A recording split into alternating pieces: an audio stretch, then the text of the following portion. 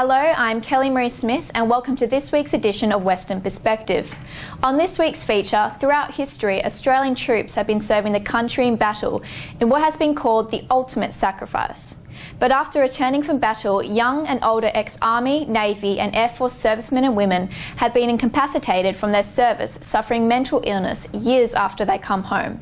So are our troops being supported after they leave the service? We investigate the health cost of the battle to Australians in the military.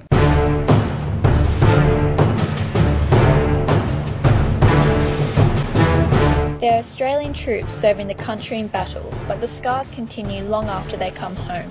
That often creates some significant issues for the serving men and women.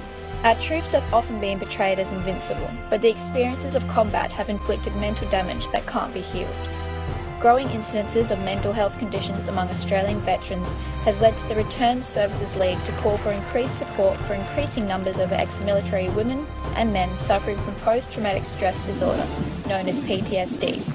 Wartime is always a difficult situation, and lots of veterans who are in active service and find themselves in warlike conditions experience unexpected things that can happen.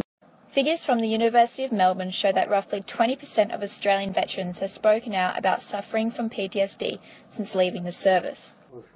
WA's The Returned Service League Chief Executive Officer, John McCaw, is concerned about the mental condition of military veterans returning from service.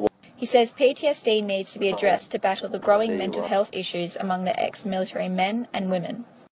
The more we are involved in conflict and the more soldiers and sailors and airmen and women go to multiple deployments, the more we're going to see impact on their mental health. The signs of PTSD may appear only 7 to 10 years after leaving the military for veterans of war.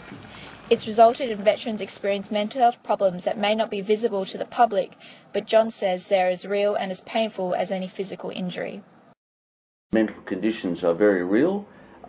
They come from experiences that need to be addressed. Veterans Affairs Minister Peter Tinley agrees and says continuing periods of conflict since 9/11 has led to a huge mental health impact on successive generations of Western Australian servicemen and women and their families. Looks like it's going to be a massive wave of post-traumatic stress that's going to present in our veterans community. He says while WA's mental health services have been challenging, it has provided strong support for its veterans.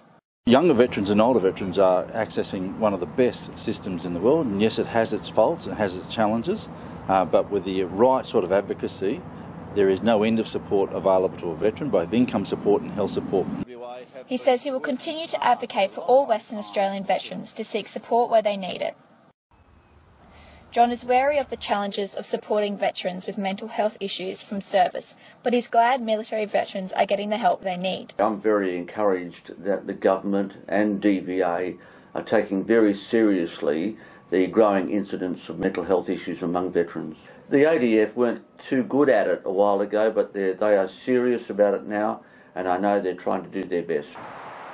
The state government believes it's doing everything it can to help its military veterans. Organisations like the RSL and Legacy here in Western Australia are fundamentally important to assisting those veterans to not only come back into the community, but also when they decide to leave the Defence Force, that they can fully integrate with our community. And John says that integration involves giving veterans a hand to help them back into the community. You must make sure you look after your mate. In the battlefield, it's looking at having their backs, and when they come home, it's having their backs. Giving them a hand up is always important. And that's all we have time for this week. We'll see you next time. Ivan and Danielle, back to you. Kelly, thank you very much. This week's main news again. Human rights activist has rejected intelligence advice from Manus Island describing asylum seekers allegedly engaging in illegal behaviour. This advice comes after New Zealand Prime Minister Jacinda Ardern renewed the offer to resettle 150 Manus asylum seekers. She says New Zealand's offer is genuine and it stands at the ready. And that's our weekly news and current affairs. You can catch the latest news on our website and Facebook. We'll be back in a week's time. Until then, have a good evening.